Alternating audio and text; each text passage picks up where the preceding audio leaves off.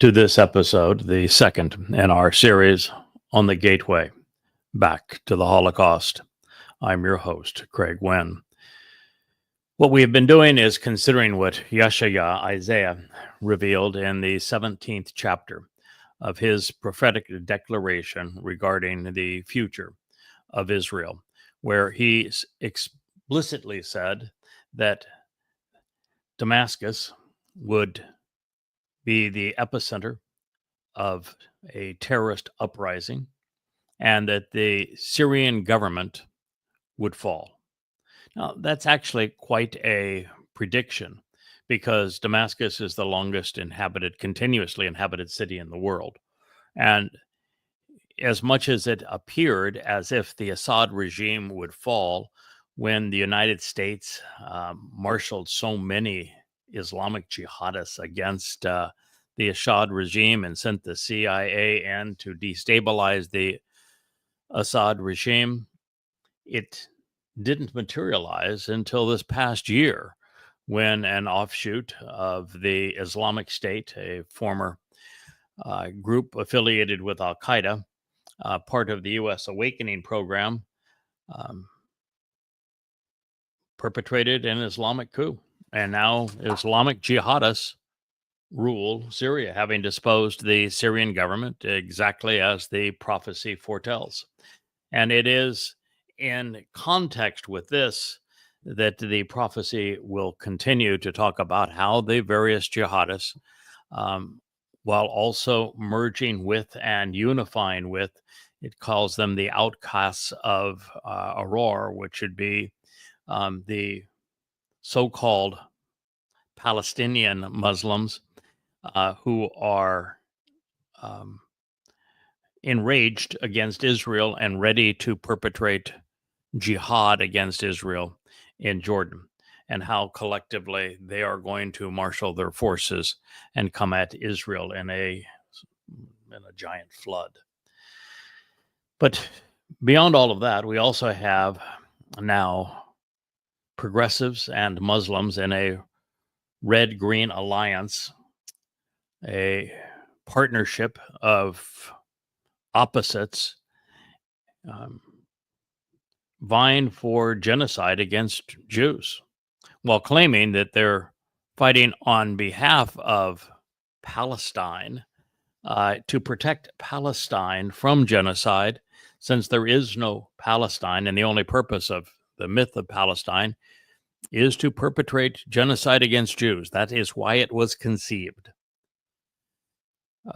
We can only conclude that this alliance is a baptism in blood, calling for the annihilation of Israel and the Jewish people.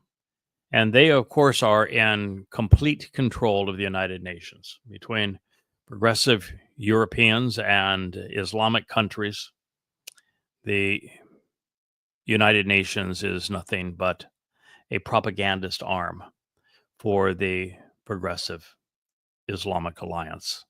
And there is nothing they would rather do than join in with the European zeal now to boycott Israel and to aid and abet the next Holocaust.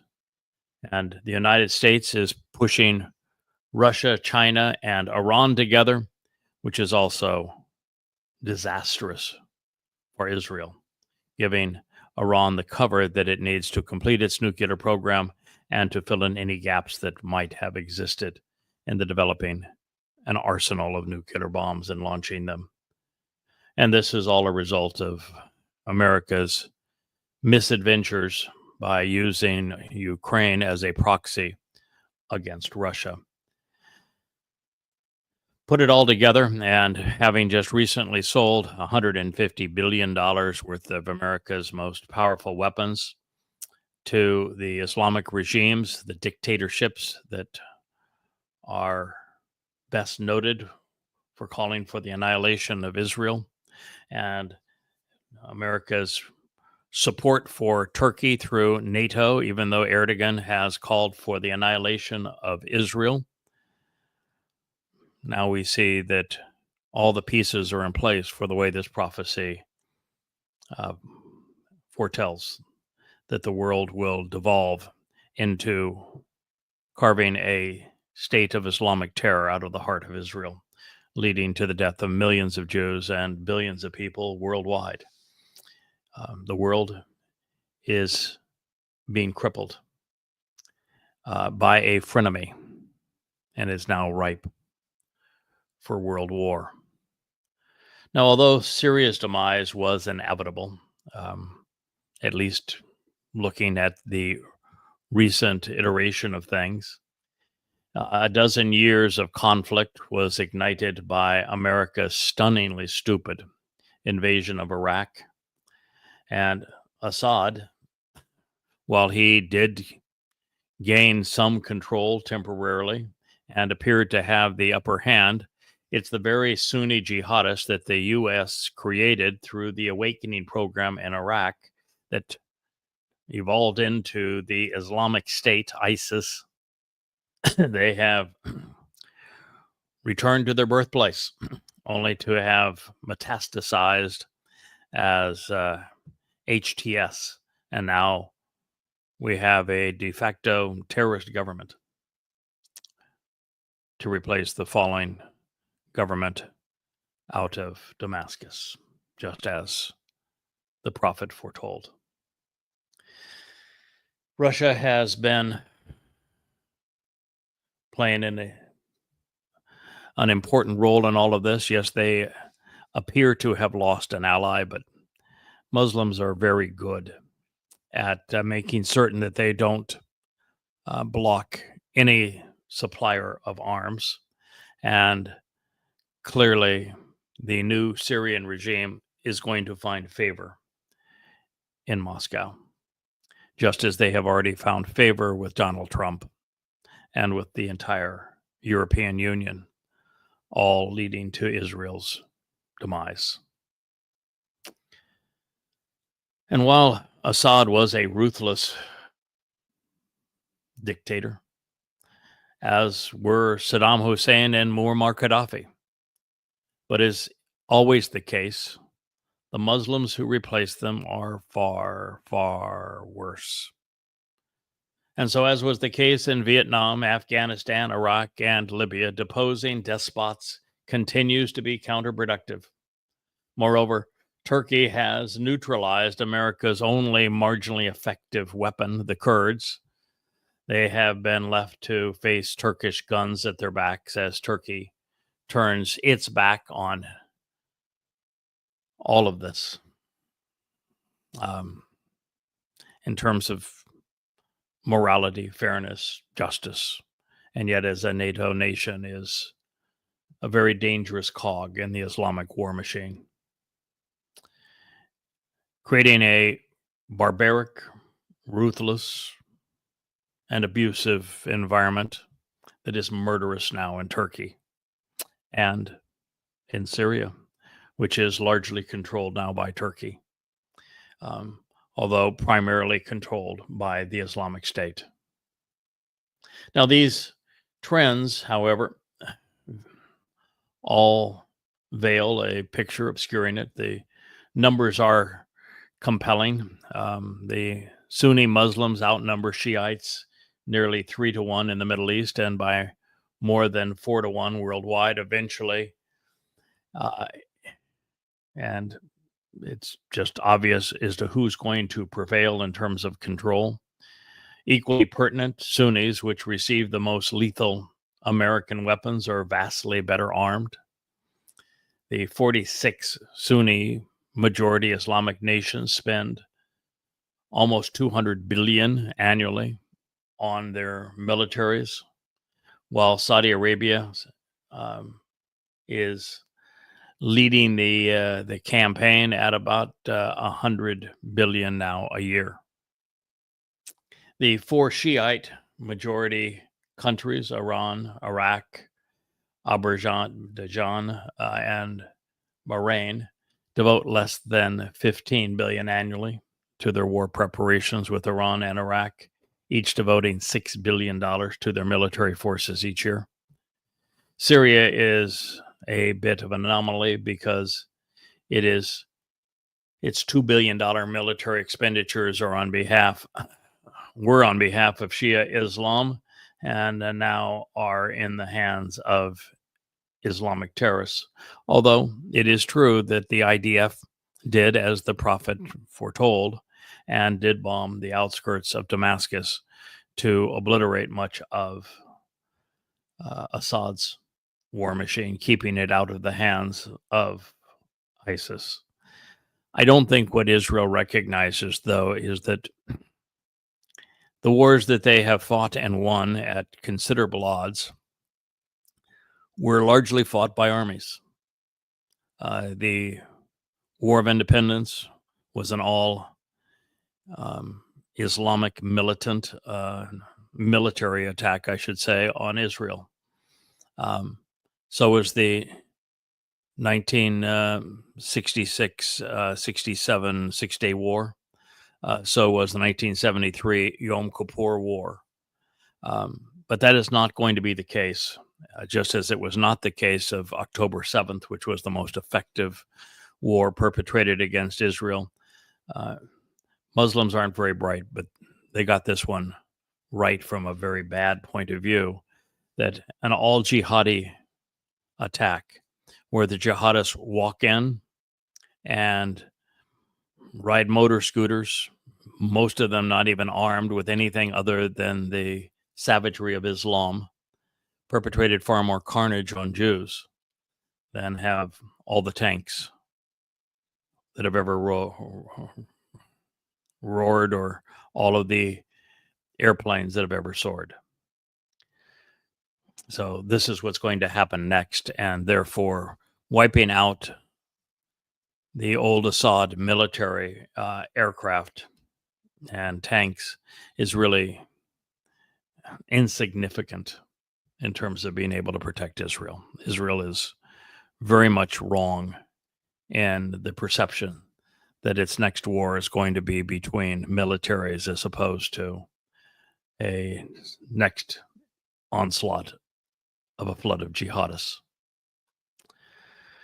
Well, collectively, the math says that in this proxy war, the Shiites are outmanned 4-1, and they're outgunned 10-1 by the Sunnis, and the math will ultimately catch up with them, as it did the rebels during the American Civil War. Either that, or with Muslims in Iran, Iraq, Syria, Lebanon, the PA, Gaza, fighting to obliterate Israel, and the IDF in survival mode. Damascus will be the next Gaza.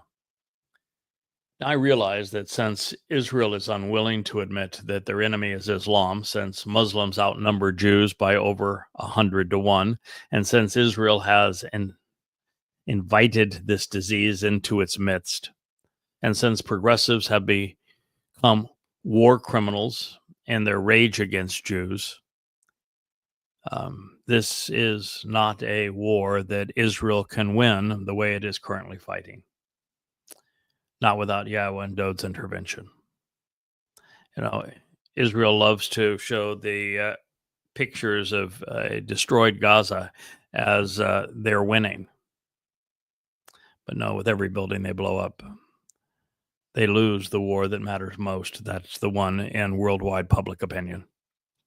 And the fact of the matter is that they're manufacturing more jihadists than Israel is killing. So it's suicide what Israel is doing, and continuing to do the same thing is not going to produce a different result.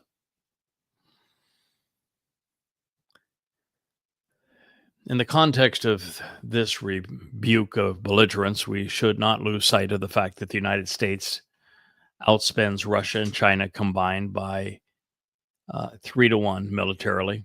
America squanders $900 billion on its war machine. Just $250 billion is spent annually by Assad's allies in Russia and China.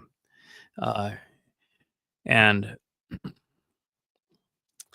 it's already a sad fact, but where the United States has pulled out of alliances apart from the most fundamentalist Islamic nations of the Middle East, where they have been enhanced in a very negative sort of way with weapons.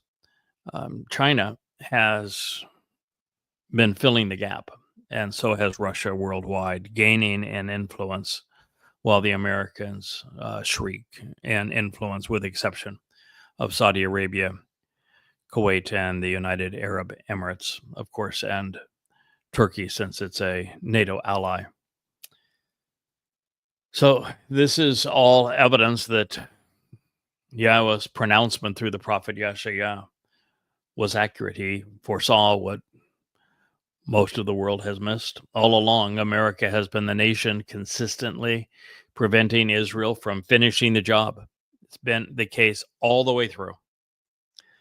From the War of Independence, where the United States actually had an embargo against Israel. The 1967 war, where Israel would have owned the Sinai, would have controlled much of Syria and Lebanon and Jordan, and yet it was the United States that forced Israel to give it back to stop the war. In the Yom Kippur War, Israel could have controlled all of the land around it, and yet it was the U.S. that made Israel stop. Now, when Israel was finally under control of Gaza, it was the United States that forced Israel to give Gaza to the jihadi Muslims. Look at the result. And now that Israel is finally able to prevent more weapons from flowing into the Fakistinians, these malcontent Muslims in Gaza, because of their control of the Philadelphian corridor between Egypt and Gaza, it's the United States that is having a conniption fit and telling Israel that they have to end this war. It's always the United States, always the same thing, always thwarting Israel's security, all for a single reason, and that is that America values oil, energy, more than it does morality. America's heart is becoming as dark as the ooze that flows beneath the Islamic sands. All along, America has undermined Israel's survival while giving lip service to being America's best friend. And ultimately, this is going to lead to the obliteration of much of the promised land. America is Israel's Trojan horse. Donald Trump is Israel's Neville Chamberlain. Now, we know this because God's promises are reliable. He made a solemn vow to reconcile his relationship with Yisrael and Yehudah at the conclusion of the time of Israel's troubles, which began on the 22nd of May, 2026, and conclude on the 24th of September, Shabat, in 2033, 7 years thereafter, with Shabuah and then with Towrah, the two remaining harvests. God specifically delineated what is to come in Yahshua, along with the timeline, and the magnitude was presented through the prophet Yoel, so we would know and we could sound the alarm so that Yisrael was prepared. But the only way that those Yehudim, the beloved of Yah, will survive is to return to their namesake, to embrace Yahweh and Dod. And Yehud is a blend of a compound, if you will, of Yahweh's name and Dod's name, means beloved of Yah.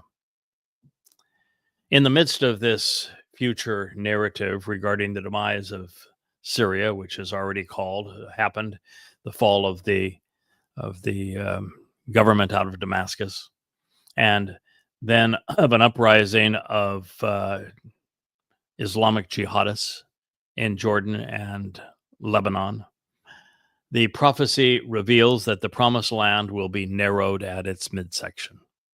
And that's why I'm sharing this prophecy with you now. That is to say, the Islamic jihadists who perpetrated the sadistic massacre and abduction of Jews on October 7th, 2023, will be rewarded with a state of Islamic terrorism. This is the gateway back to the Holocaust. It is Neville Chamberlain Part 2, but far worse. The Nazis, who were exceedingly similar to the Muslims, hadn't attacked when the British Prime Minister Neville Chamberlain gave them the high ground of Czechoslovakia for the worthless promises of peace. Well, the Muslims have consistently abrogated such agreements, and they have attacked viciously with deadly intent. The impetus to do so will serve as proof positive that progressives are as ignorant, irrational, and immoral as are the Muslims for whom they pimp. Desperate to satiate their cravings for the black ooze upon which their economies are fueled and to appease the Islamic despots and dictators in control of the world's oil spigots, Western progressives will isolate Israel to the point of accommodation and capitulation, and it's going to happen very soon, even when it is advocating on behalf of the devil. The price is going to be the heart of Israel served up on a platter. The United States and Europe will, with worthless words, promises that Israel will remain secure and independent, while they know that's simply hot air. And since it will take the better part of a year to fill the Islamic State to the brim with jihadists and their weapons, the peace will hold for about that long, about the same time that Neville Chamberlain's peace in our time lasted. However, Muslims have never wanted two states. The Gazans don't want two states. The Muslims under the control of the PA, they don't want two states either. All they want is a state of Palestine that's carved out of the heart of Israel that they can use to more readily perpetrate genocide against Jews. So two states is not a solution. It's just an appetizer. Going all the way back to the first year of the Islamic era, to the Pledge of Aqaba demarcating it, Islam has existed to wage war against all mankind until there is just one state remaining: death. Proving their point, Muhammad was the first Muslims to perpetrate genocide against Jews. Of course, even if one is blind to history, the fact remains that Judea and Samaria are not Europe's or America's to give to the terrorists, to the misogynists, to the mass murderers. Yahweh gave this land to the children of Israel. It has been their homeland for 3,000 years. It has been the Jewish homeland and with the capital in Jerusalem for longer than any of the countries in Europe have even existed, longer than any country in the Americas has existed.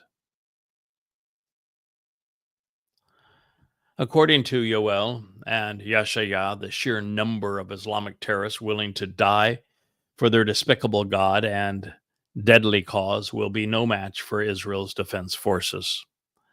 The result will be that at least 100 times worse than the resulting carnage that Israel endured on October 7th.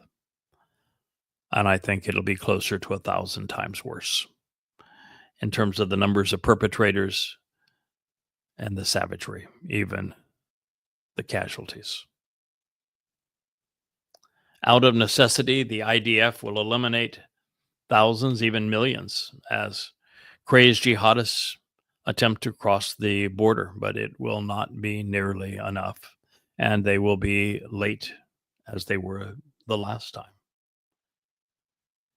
And it will cause, as we have learned, the abduction, torture, rape, plundering, mutilation of Jews by those screaming Allahu Akbar, confessing to their crime. It's just astonishing that the world can play, Israel can play the GoPro films that the Muslims took as they stormed into Israel. And they can realize and hear that every one of these Muslims is constantly screaming Allahu Akbar. They rape and scream Allahu Akbar. They kill babies and scream Allahu Akbar. They take hose and cut off the heads of Jews screaming Allahu Akbar. They throw grenades into a bunker filled with unarmed Jews screaming Allahu Akbar. And yet they want to ascribe the violence to Hamas. I didn't ever hear anyone say, go Hamas. They want to ascribe the violence to Palestinians. There was no Palestine Akbar. Do you think there is an Allah any place other than the Quran and in Islam?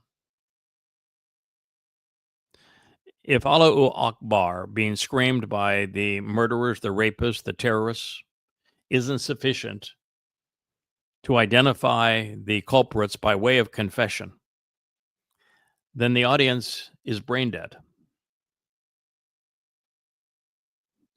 And yet, Israel, from its prime minister and the IDF, all the way down, and its newspapers, claims that they're fighting against Hamas. They're going to wipe out Hamas. 10/7 wasn't a function of Hamas. It was a result of Islam.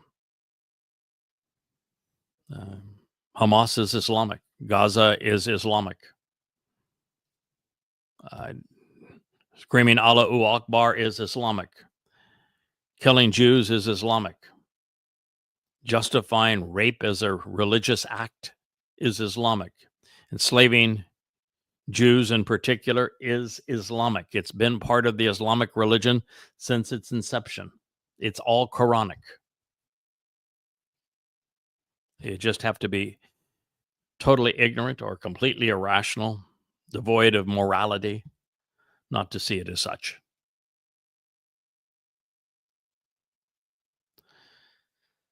And the fact is that when you don't know who your enemy is and you don't prepare for the next assault, but instead from a war that was the last one that you won, you're rendered inept. That's why the IDF was completely unable to respond to the 10/7 attack in Israel. The first wave was at 6 o'clock in the morning. Second wave was at 12. The third wave was at 4 in the afternoon. About the same number of Islamic jihadists coming into Israel during each period, with them over the period of 10 to 12 hours continuing to flood into Israel and to bring hostages back. And in that time, the IDF did not respond. It's repulsive. It's inexcusable. It's a paralyzed country. It's a paralyzed military. It doesn't know how to deal in these kinds of situations. And even in Gaza now, it's great at blowing up buildings from the sky, but you're manufacturing more terrorists than you're killing, and you're turning the world against you.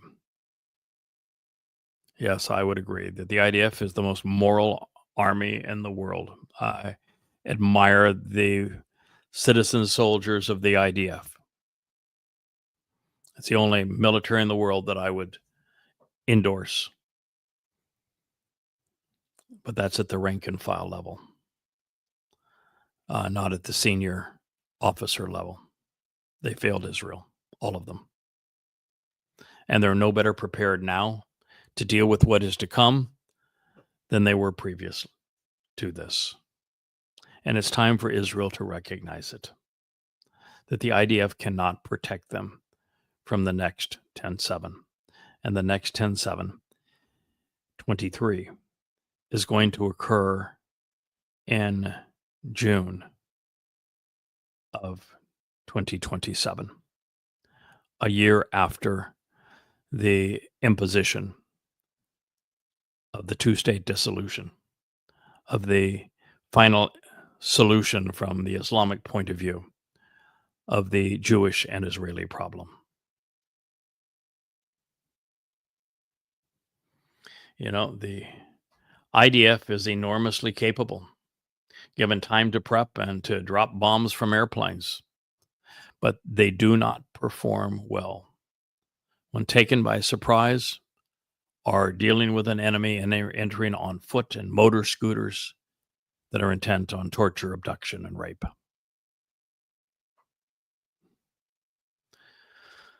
Of course, while attempting to curtail their armed attackers from infiltrating their country and perpetrating their murderous ambitions, and it's going to be justifiable as they try to do so again, or that they're currently doing so with their acts within Gaza, although now Netanyahu says we're going to occupy all of Gaza.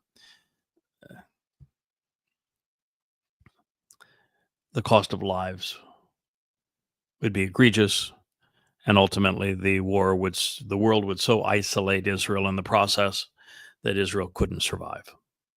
And it wouldn't do any good, because the ultimate goal, which is to defeat Hamas, is not possible, because Hamas is Islam and all of Gaza is Islamic. Now, I'm not just saying that what Israel is doing is wrong. I have laid out a 5-point plan that would have prevailed, and I didn't do it belatedly. I did it on the morning of 10/7/23. And I predicted that Israel would galvanize the world against them while manufacturing more jihadists than they killed.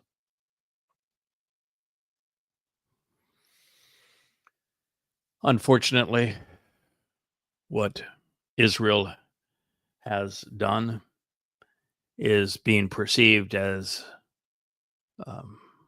illegal occupation, as perpetrating genocide by a colonial regime, when exactly, of course, the opposite is true. Muslims have been genocidal and colonial in their apartheid and suppression of the world since Muhammad invented Islam 1400 years ago.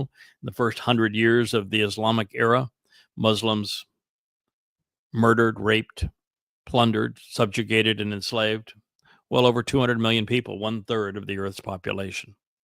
Islam hasn't changed. It will never change. That is what Islam does. And yet it is progressives pimping for Muslims that are blaming Jews as the victims for perpetrating what was done to them. We live in a world of mental midgets without a functioning conscience. The perceived solution, one which is currently being brokered by America, will be to establish a Palestinian state and thereby a terrorist state named after the people who do not actually exist, after a myth that was conceived to perpetrate genocide on God's people, with Fakistan encompassing the Judea and Samaria and what's called the West Bank and Gaza, and bordering Egypt, Syria, and Jordan. This is devastating. And it's going to divide the Promised Land, narrowing it at its midsection where 70% of the Israeli population currently reside. And by attempting to placate Muslims and prevent an escalation of the war that Muslims began 1400 years ago, the world will ignite in a war to end all wars. Poorly played. America, progressives, Muslims, they're destroying the planet. Now, this prophecy thereby presents the land for peace concessions in which Gaza has been given and the West Bank will be given to the Muslims in exchange for useless proclamations of peace. Israel will be dissected, becoming less than 10 miles across at her midsection. Since Gaza is already gone and the horrific consequence of 10/7/23 is known to us, this will be occurring in stages.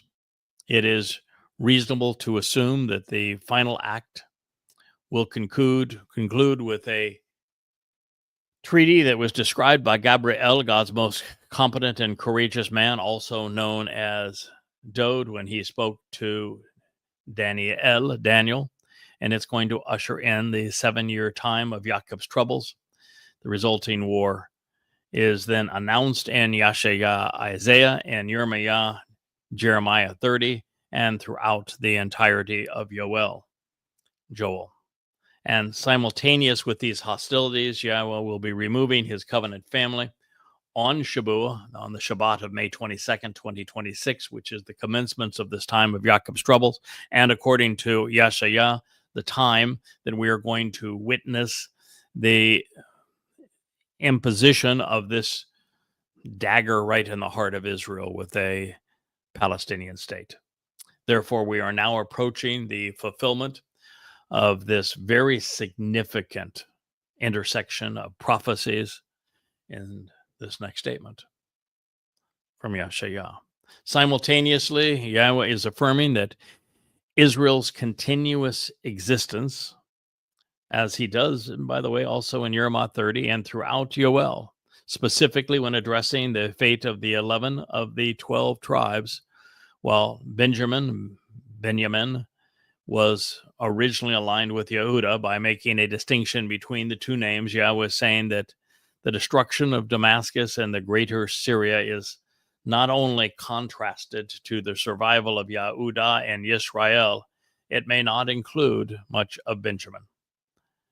As the source of both Shaul's ill-fated kingship and the false prophet Paul, its exclusion may be symbolic of ridding the land and earth of the government and the religion. At this time, in an ill-fated attempt to assuage Muslim marauders, world leaders are in the process of blackmailing Israel into disengaging from Gaza and surrendering Judea and Samaria, known as the West Bank, to these Islamic terrorists. Affirming this, Yahweh through his prophet revealed. And it will actually come to pass. It will occur and exist, happen in a moment of time as a result of men's choices, called perfect, consecutive. In that day, around this time, that the size of Jacob, that the magnitude, dimensions, and volume, that the respect and dignity, that the reputation and abundance, the presence and the power, the honor and the status of Jacob, which is a synonym for Israel, meaning my stance, Jacob, reward or consequence, Abraham's grandson and heir to the covenant, the father of the 12 tribes, and the symbolic of a united and reunited Yisrael, from Akkad to receive the benefit or suffer the consequence of circumventing and overreaching, will be decreased to the point of no longer being sustainable, or viable. Will be decreased to the point of no longer being sustainable or viable. The all shall be diminished, making the state incapable of surviving, being thinned and impoverished so that normal life becomes impossible to support, will be weakened, lacking what is essential, from Dalah to devise a plan which stirs up troubling impoverishment. The fattest, best protected, and most important place, the waste or midsection, the most stout and populated area, the most prosperous tract of land, akin to Mashma, to horrify and to devastate. Of his physical existence, Israel's physical existence, Bashar, physical being, to herald this news, will be leaned, razah, made thin and shrink in size, will be sacrificed to the cause of pagan gods, becoming untenable and unsustainable, from Raz, to hide the ultimate agenda of Rasum, of diseased dignitaries and sick government officials. Yashaya, salvation is from Yahweh, Isaiah 17:4.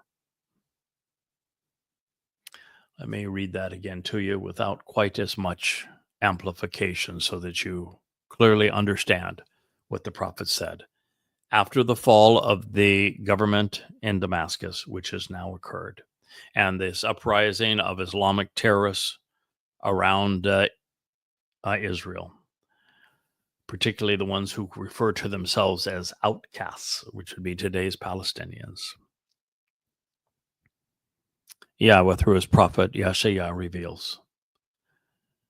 And then it will actually come to pass that in that day, the size, the magnitude, dimensions, and volume of Israel, of Jacob, will be decreased to the point of no longer being sustainable or viable,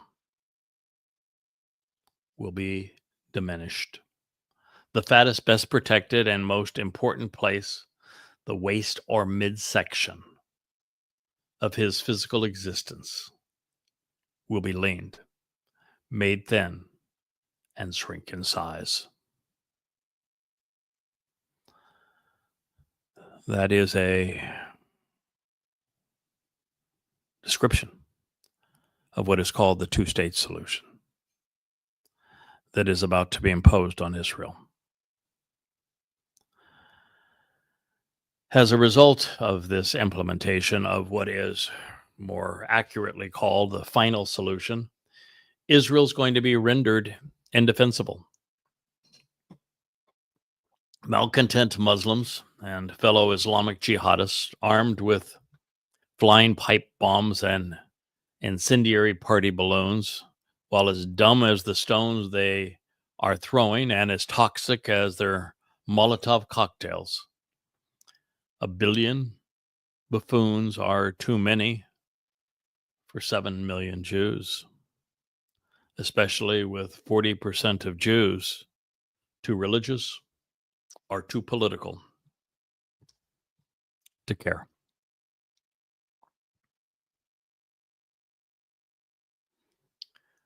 By saying in that day, Yahweh has affirmed that the divestiture of Israeli land is somehow connected to the fall of the Syrian regime, which is something we have already witnessed. And we've even seen the President of the United States embrace the man responsible for overthrowing the Syrian government, calling him attractive, a fighter, a strong, strong man. And although that was what America has sought, while the Bashar al-Assad regime was ruthless, the jihadists who have now replaced him and have come to rule Syria as an Islamic government as opposed to a secular dictator, they are far worse. Not only for Syrians, but also for Israel. It is why it is so counterproductive for the United States to be arming and supporting jihadists. But something the United States can't keep from doing. And it should be noted that the Islamic State is a product of United States miscalculation. General Petraeus came up with the lame idea that there was Al-Qaeda in Iraq. Never existed.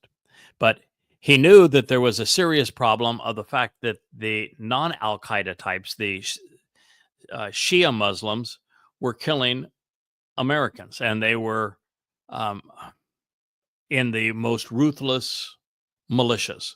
So his schemed idea was that he would arm Sunni Muslims, which would be affiliated with Al-Qaeda, but outside of Iraq, since Saddam Hussein hated Al-Qaeda, they didn't exist in Iraq.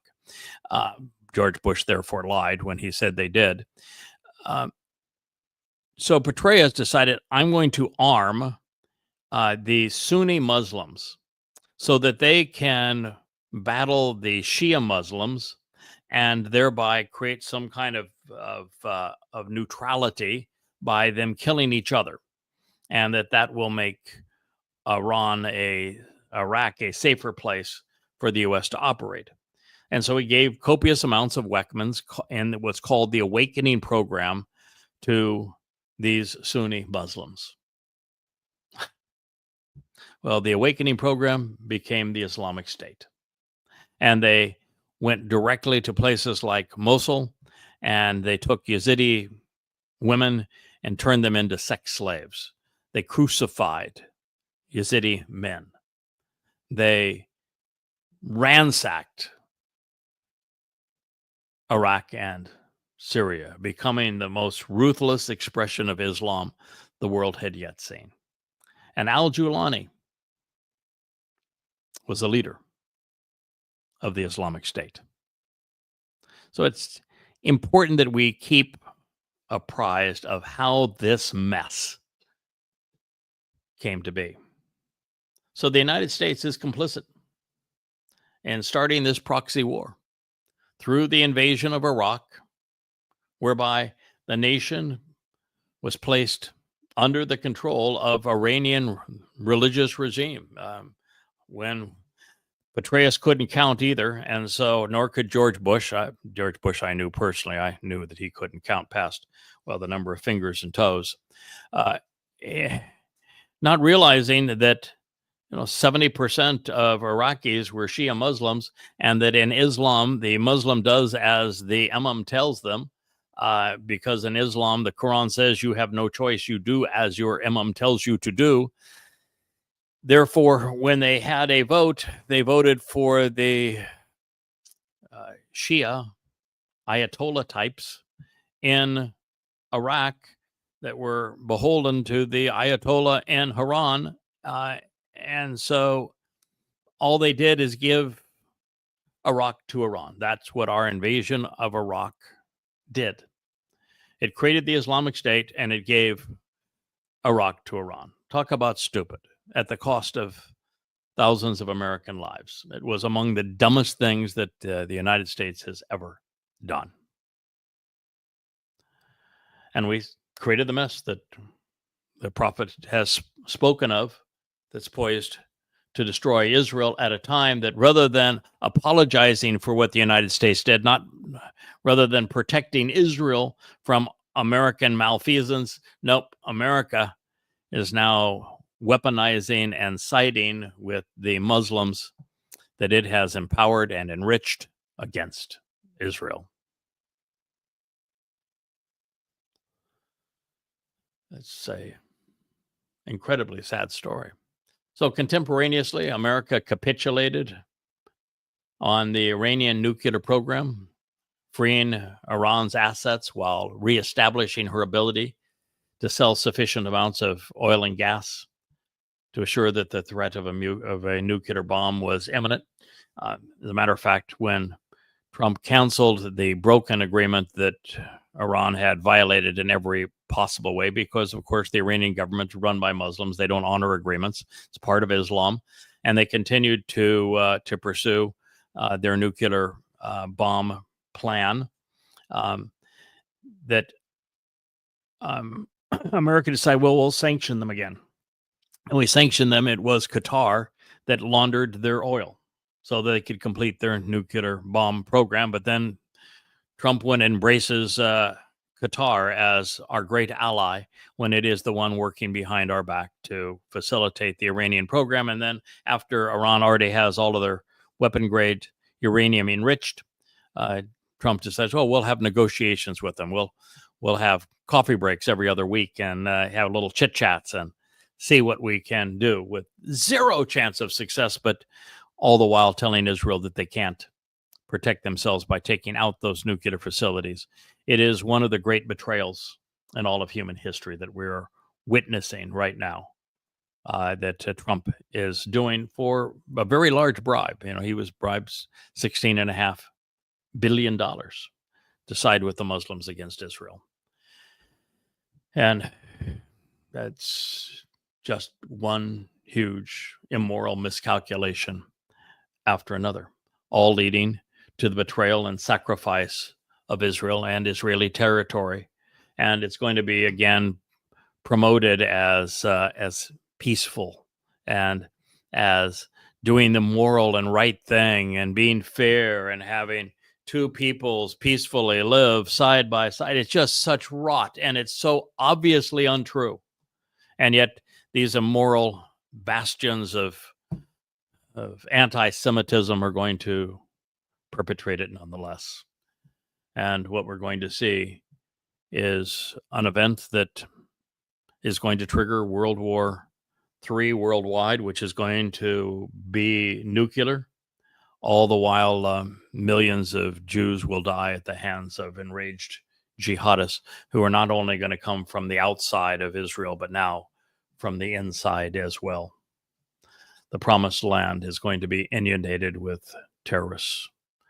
This prophecy specifically states that the size of Jacob, Israel, serving as a synonym for the current nation, inclusive of Jacob's descendants, the land that they were given and the covenant relationship that they were offered, are going to be decreased in magnitude and dimensions such that it is unsustainable, making the tiny nation imminently and indefensibly vulnerable. It portends that this reduction will be wholly incompatible with Israel's continued existence. A Palestinian state is the gateway to the next Holocaust. And it will occur at the nation's midsection, at its waist, as is foretold, and make the nation vulnerable. And when we combine this prophecy with those delineated by Gabriel and Joel, we know that this will occur 7 years prior to the Messiah and King's return, at the outset of the time of Jacob's troubles, which is in May of 2026, at the insistence of world leaders in cahoots with the recently arrived Torahless one, but that the leader who is the most responsible for undermining Israel is the United States. While there will be no Armageddon, no Antichrist, no Magog Federation, the alignment of progressives, communists, fascists, and Muslims with Hasatan against Israel will be devastating. According to the prophet Joel, this will be the single worst time and experience in all of human history. Worse than World War II, worse than the Holocaust.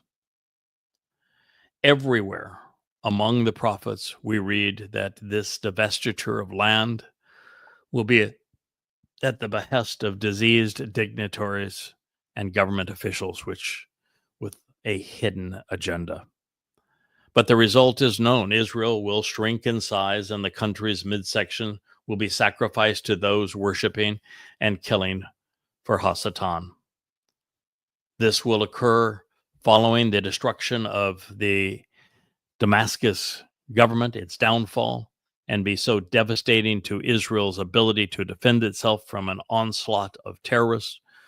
We'll soon discover that God himself will have to intervene to save his people. And only then, when enough of them return to him, that he can return to them, which is why we do these programs. Although he will not do so until Yom Kippurim, although he will protect many on Shabuah and on Towrah prior to that time, for those who return to him, there will be a safe haven. And ultimately, it will be on the second day of Towrah, on the Shabat of September 24th and 2033, that the final remnant of Yisrael will be spared and Israel's enemies will be wiped out. Israel does, at least a remnant of Israel does prevail in the end, as does our planet, but not before suffering unimaginable casualties.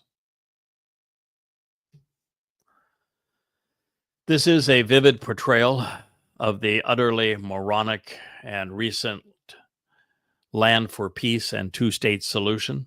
This diplomatic proposition among immoral and irrational progressives has the world forcing Israel to give complete control of Gaza and the West Bank over to the Muslims who announced an overt, unchanging, and core religious, political, and military agenda is to annihilate Jews and obliterate Israel. Giving more land, a commodity Muslims already have vastly more than they need, to a religious community that has never upheld a peace treaty and was born to kill, may be among the dumbest, most immoral, and irrational notions ever perpetrated by world leaders. And yet, the very fact that this irrational and immoral trade is inevitable and going to be discussed in 2 weeks between the 2nd and 4th of June in New York City in conjunction with the United Nations tells you just how depraved humanity has become.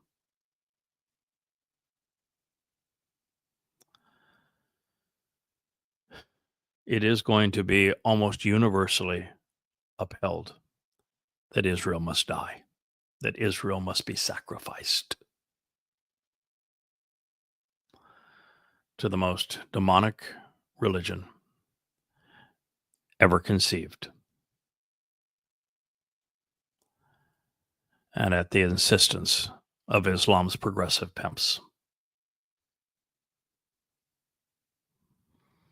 It saddens me that as I share these words with you last night, a beautiful Jewish couple was savagely gunned down and murdered by a progressive pimp of Islam calling for a free Palestine in Washington, D.C., as they visited an event at a museum.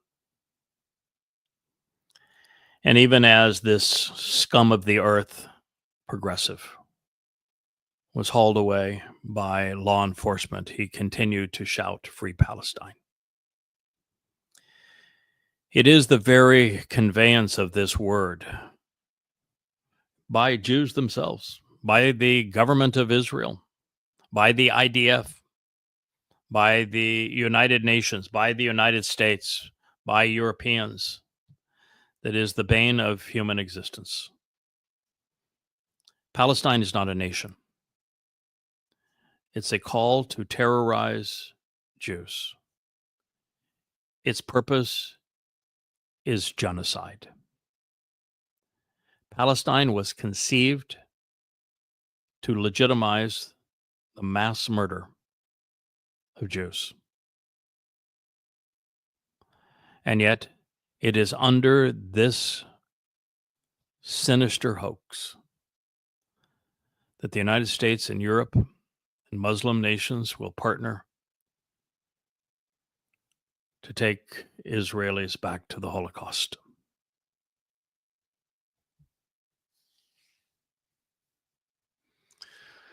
This fulfillment of this revelation was so improbable at the time it was inspired. So let's just take a step back in history to gain a perspective on the profound implications inherent in this foretelling of what is now imminent and inevitable. Apart from a being who exists beyond our dimensions, who is akin to light and has the ability to witness the entire fabric of time at one time, one who has a keen interest in our well-being and a desire for us to know him, the aforementioned events would have been impossible to accurately predict and convey through the prophet Yeshaya Isaiah, circa 700 BCE.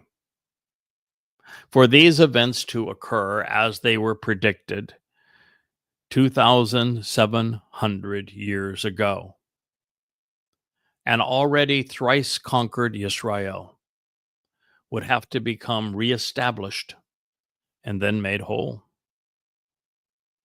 And yet, just as predicted, after 1,900 years of exile, And against all odds, the Israelites have returned home to become a sovereign nation again, rising out of the ashes of the European death camps of Zyklon B showers and crematoria.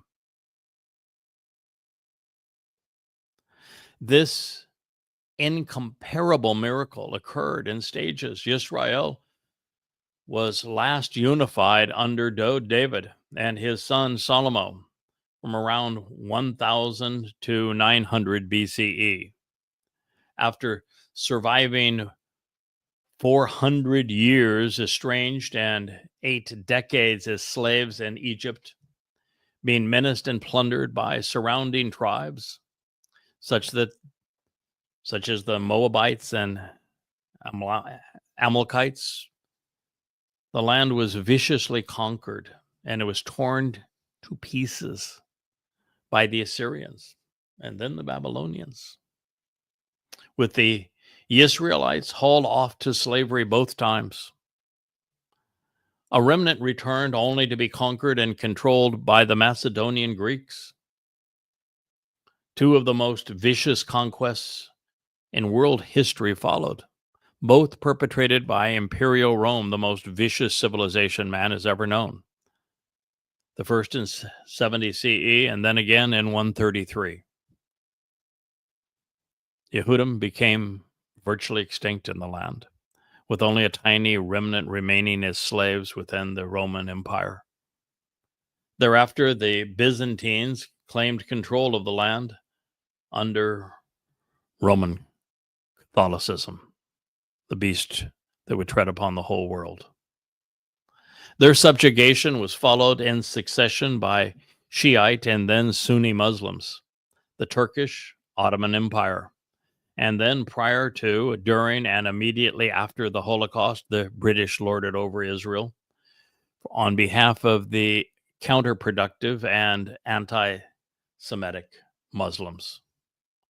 All the while, the land remained essentially desolate and decimated, exceedingly inhospitable to the people to whom it had been given. Then in 1948, in a sigh of collective grief, the United Nations, the organization most hostile to Israel today, in the aftermath of the Holocaust, awarded a tiny portion of the promised land to Israelites who had survived the collective European and Christian assault on them during the Holocaust. And that same year, facing Islamic kingdoms established in the aftermath of World War I, which outnumbered them 1,000 to 1, each of which was wielding vastly superior weapons. God's people, fighting as civilians without so much as even a common language, won their war of independence against their combined foes of the Muslim world.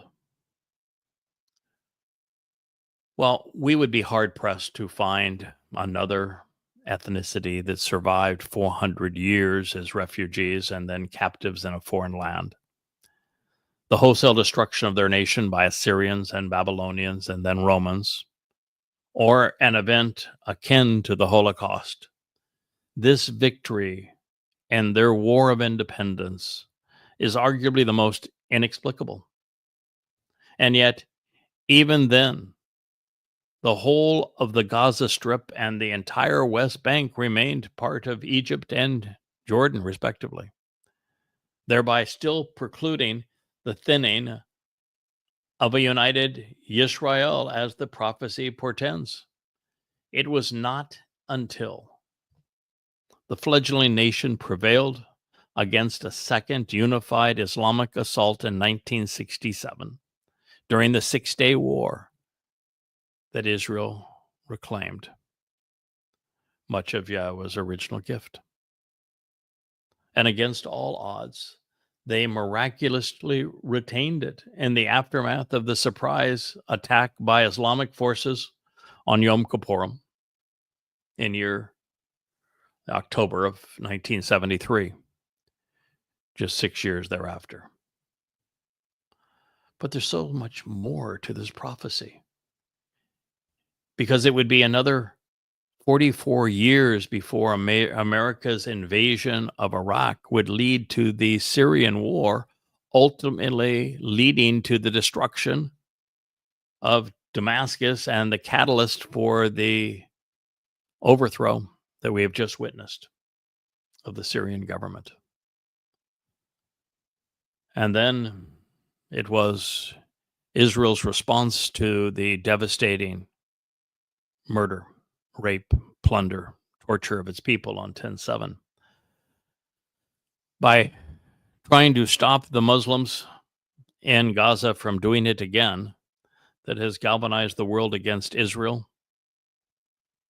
And ultimately, we have Muslims in Saudi Arabia and Qatar and the United Arab Emirates providing $16 billion of bribes to Donald Trump, who will be the next Neville Chamberlain, who is now poised to betray Israel, just as Europe, in one country after another, declares the imposition of a fake Palestinian state. How all of these pieces could miraculously fall into place, it's inconceivable, and yet here we are.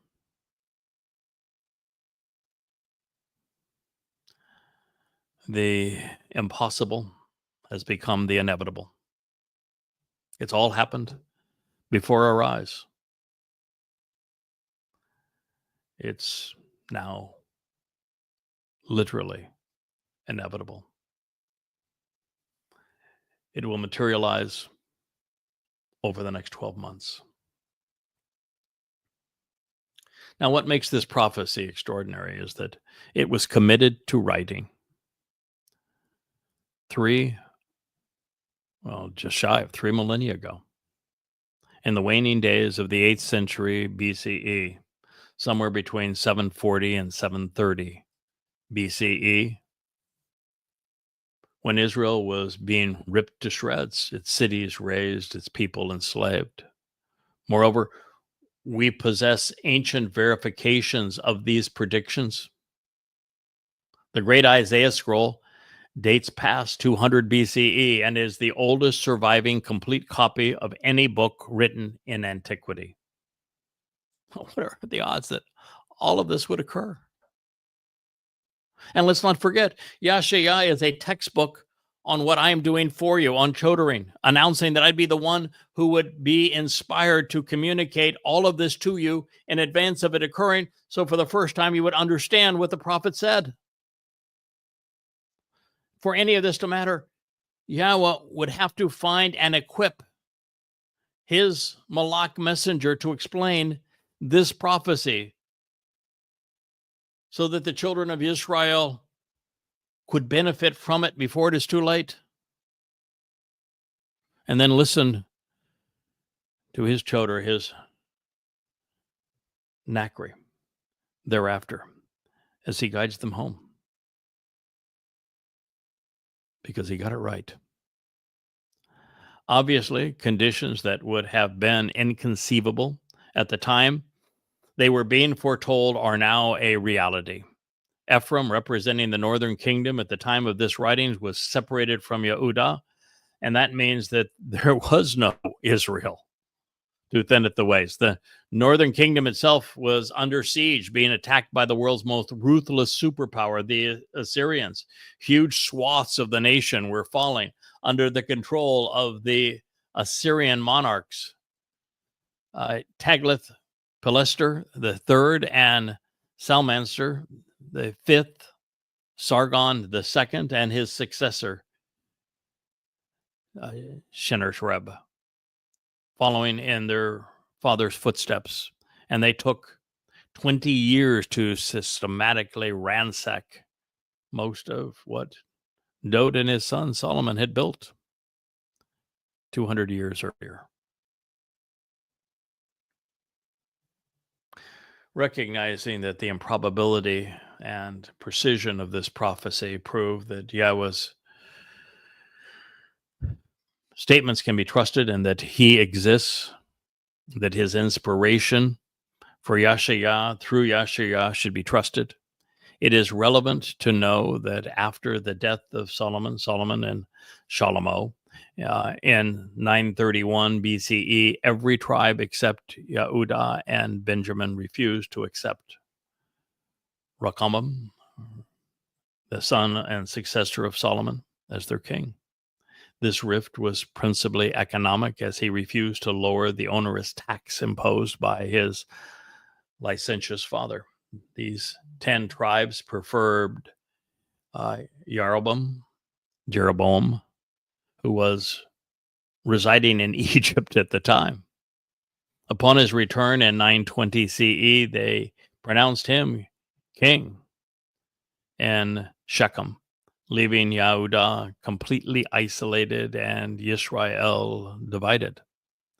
These choices set the stage for traumatic events transpiring as Yahshua transcribed Yahweh's foretelling of future world events. By 740 BCE, Assyrian king Tiglath-Pileser began to systematically brutalize and enslave the remnants of Israel. His conquest and subjugation were so complete that 10 of Jacob's 12 tribes were considered lost. Reuben and Gad were the first to succumb, then Messiah. They were marched into Syria with chains through their noses, and they would remain captives for centuries. Then in 722 BCE, the surviving capitals of the northern kingdom were ransacked, Shechem and Tirzah, along with most of Samaria under King Omri. During the siege, Salmanaser V died and was succeeded by Sargon II. He would brag, "Samaria I looked at. I captured 27,280 men who dwelt in it, and I carried them and the proceeds away into Assyria. Duly recorded on an ancient stele by the victors, this appeared to be the final curtain for the kingdom of Israel, especially for Ephraim. It had been wiped off the face of the earth. The likelihood that this prophecy would be fulfilled was nil.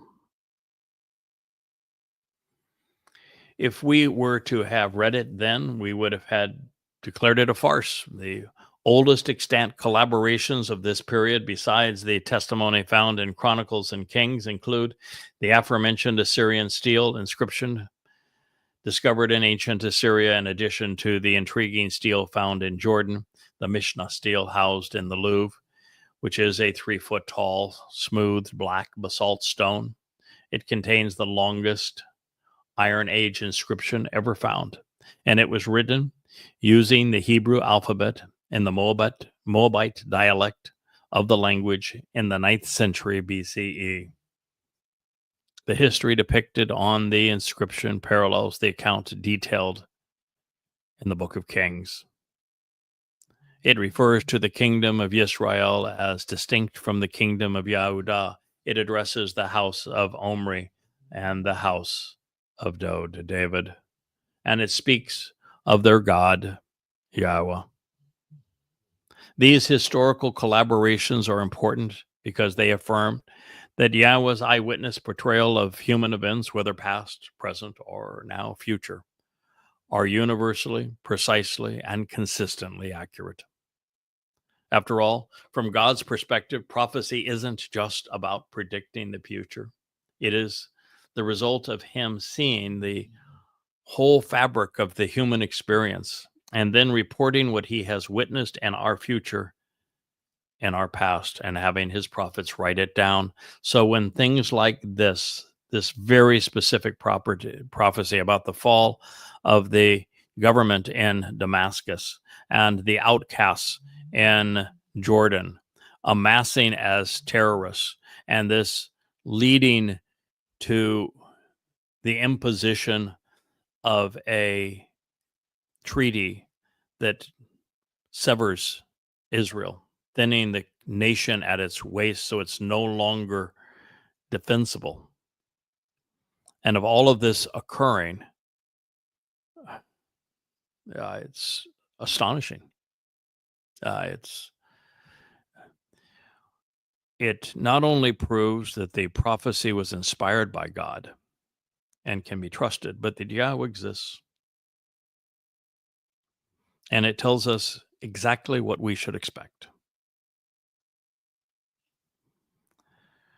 God communicates our future and our past long before these events transpire, so that we know we can trust him. And as Yahweh's testimony corroborates, the kingdom of Yehudah survived the initial Assyrian assault. This occurred in part because the tiny nation capitulated and became a vassal state.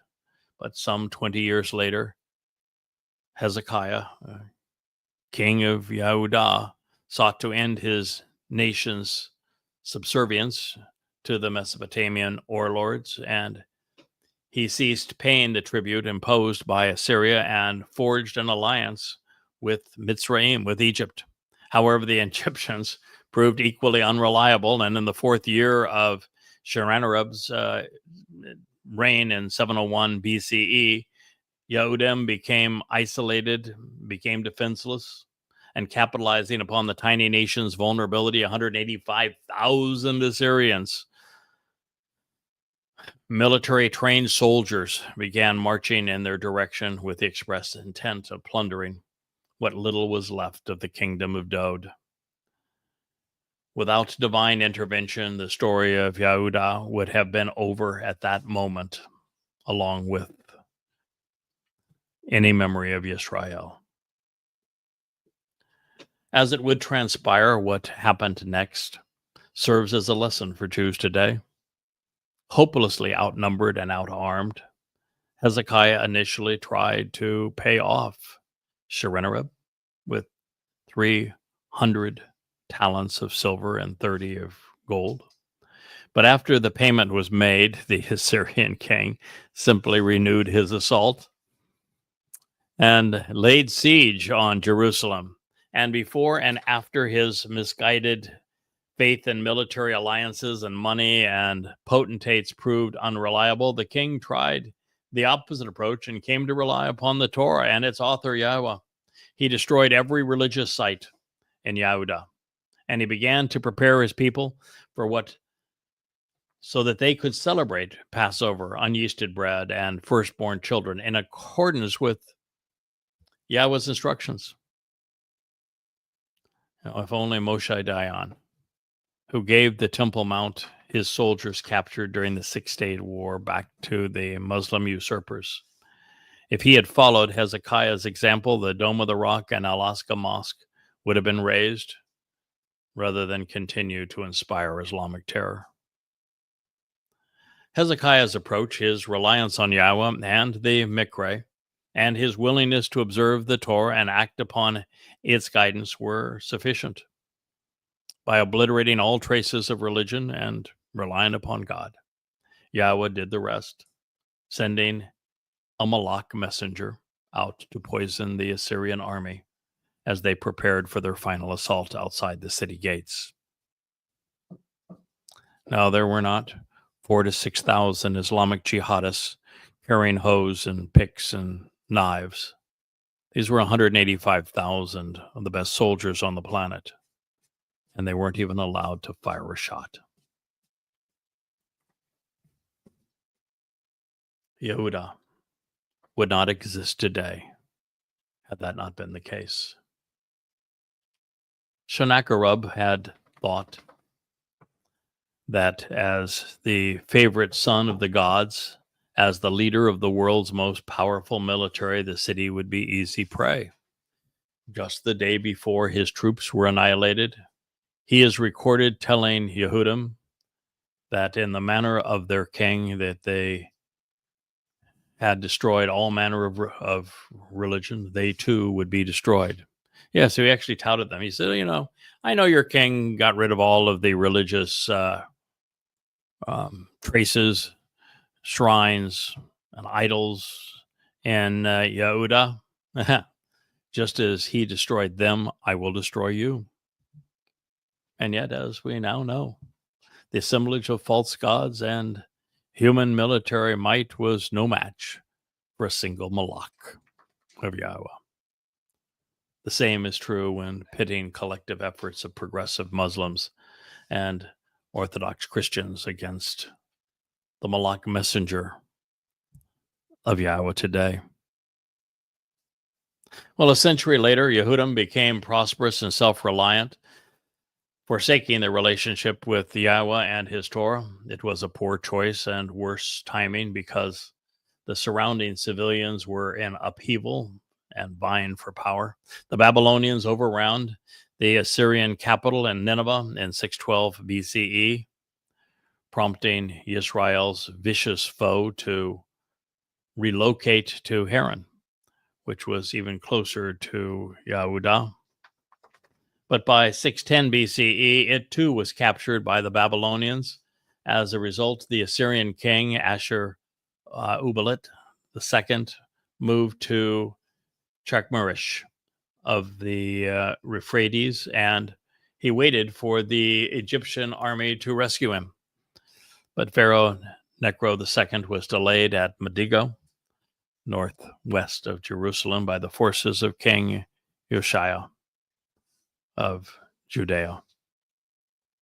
And while Josiah was killed and his army was defeated, because the Pharaoh's army arrived later than expected, the combined Egyptian and Assyrian forces failed in their siege of the Babylonian army garrisoned in Haran.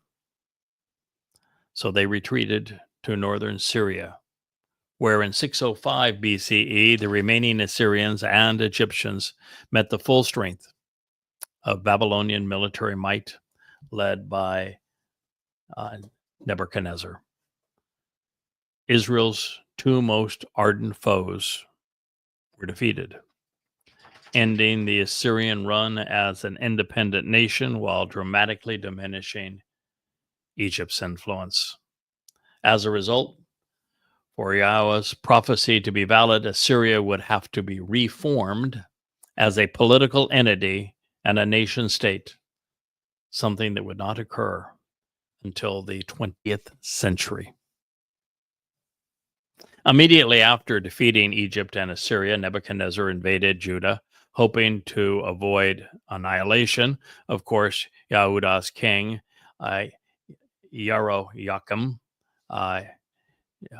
Jeroboam, changed allegiances from the recently defeated Egypt and to Babylonian, and he paid an ungodly tribute, which included the temple's artifacts and members of the royal family who were taken hostages. However, 4 years later, in 601 BCE, Nebuchadnezzar returned, and this time was rebuffed in his attempt to invade Egypt, suffering heavy losses. Trying to capitalize on the swing of political and military fortunes, Yehuda's king, Jeroboam, withheld his Babylonian tribute and allied once again with Egypt. And as a result, Nebuchadnezzar laid siege to Jerusalem, the capital of Yehuda, in 597 BCE. Following Jehoiakim's ultimate untimely death, the Babylonian monarch pillaged the city and the temple. He took the nation's new king, the 18-year-old Jeconiah, prisoner, along with the preponderance of the population, including the king's court, prominent citizens, those who were literate, and all craftsmen, leaving only a smattering of the most impoverished Yehudim in the land. But unlike anything that had happened previously, a remnant would eventually return, reconstituting Yehuda, Judah, but not Ephraim, the northern kingdom, or Israel. Then, as their appreciation of Yahowah faded again, they would be conquered and subjugated by the Greeks. It was a particularly nasty episode among a Jewish civil war that began between religious factions, which was ultimately overshadowed by the deplorable conduct of Antiochus Epiphanes, serving as a foretaste for the Torah one of tomorrow. Next came the Romans. The initial invasion in 66 BCE by Pompey was at the behest of Jewish religious rivals. In their second assault on Yehudah, the province of Judah, infighting between Jews made their demise certain. By 70 CE, the temple was destroyed and Jewish slaves were paraded into Rome, carrying even Yahowah's menorah, and then forced to build the Roman Colosseum as slaves. Yet another conflict between Jewish religious factions served Publius Aurelius Hadrianus as his 3 Roman legions razed the city of Jerusalem, initiated the diaspora, and renamed Yehudah Philistia after the long extant enemy of Israel, a name unknown to the world outside of the Torah, Wanabi. And this was initiated by another act of Jewish malfeasance, religious Jewish malfeasance, and the promotion of a false Messiah, Bar Kokhba. Imperial Rome crucified tens of thousands of Israelites, taking the others into Rome as slaves. In the eyes of the world, especially from the perspective of Imperial Rome and then the Roman Catholic Church, which evolved from it, there was no longer a place known as Israel or Yehudah, and the people who had once called both home were now property to use and to abuse. It was a mindset the Roman Catholic Church would not relinquish, making the restoration of Yehudah and Israel ever more improbable.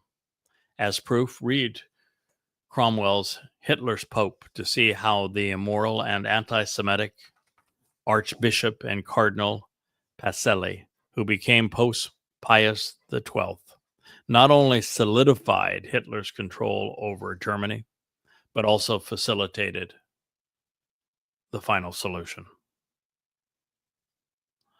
Over the centuries, a succession of Christian and Muslim powers would lay claim over a land so ransacked that it could barely support nomads.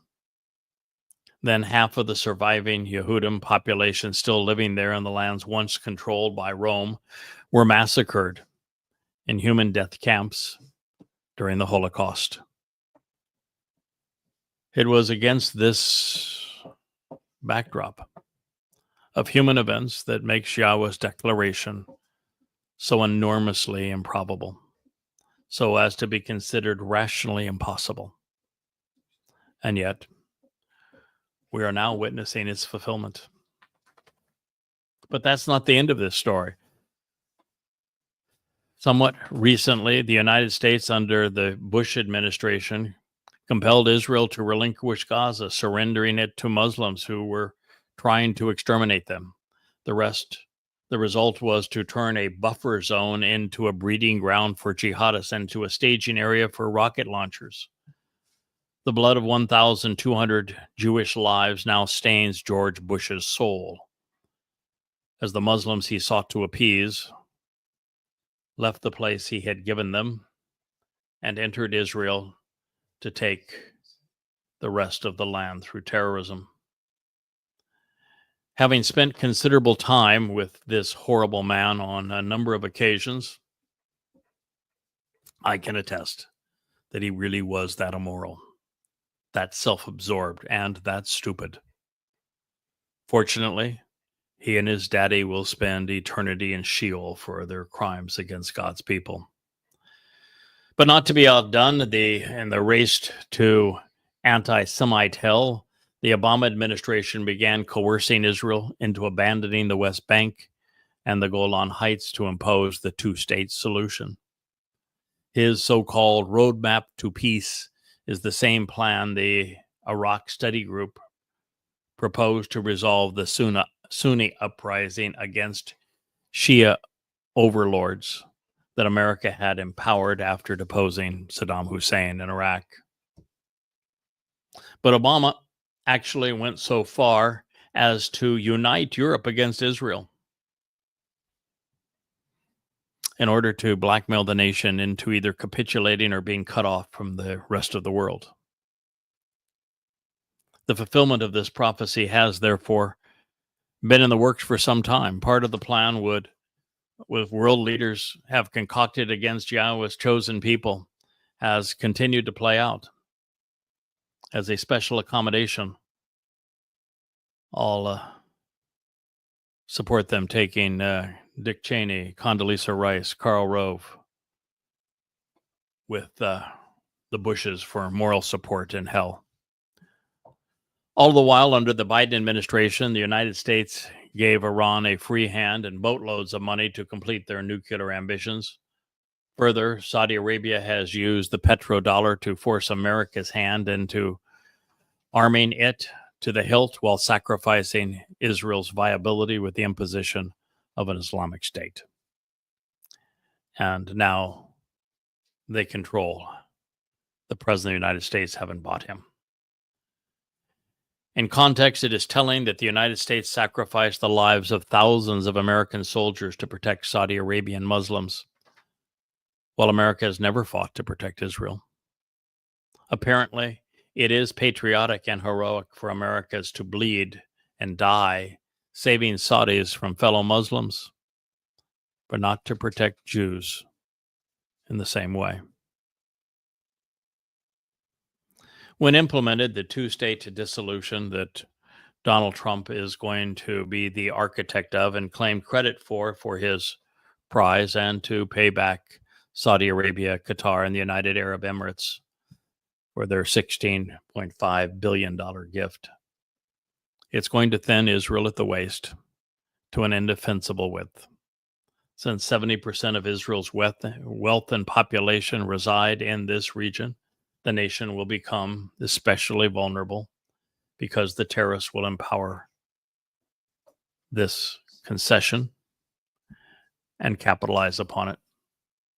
Muslims will terrorize Israel as never before, far worse than what was witnessed on October 7th, 2023, the same week that I was editing what I'm sharing with you now.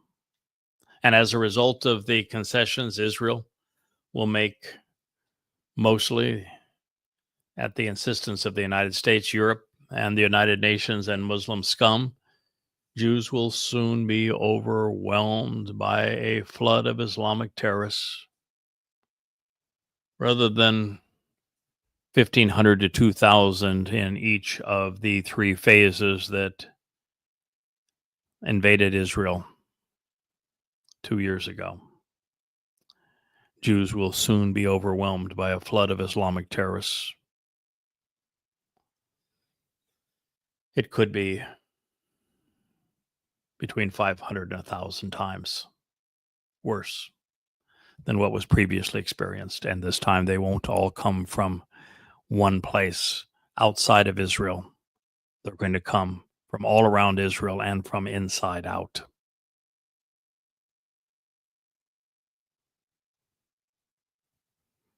With Iran's participation and Qatari support of Hezbollah, Islamic Jihad, Hamas, and its occupation of Iraq and control of Syria for that time, and with the inclusion of Egypt,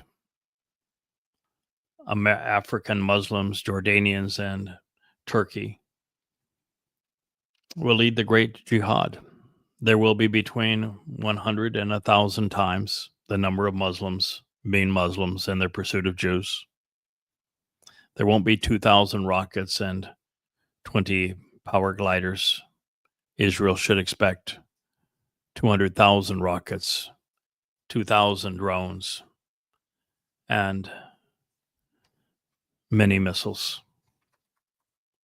Islamic terrorists surrounding Israel will deploy the same strategy of overwhelming the Iron Dome with more rockets than it can manage, thereby turning cities into raging infernos. At the same time, they will overwhelm smaller and more vulnerable communities with an onslaught of jihadists.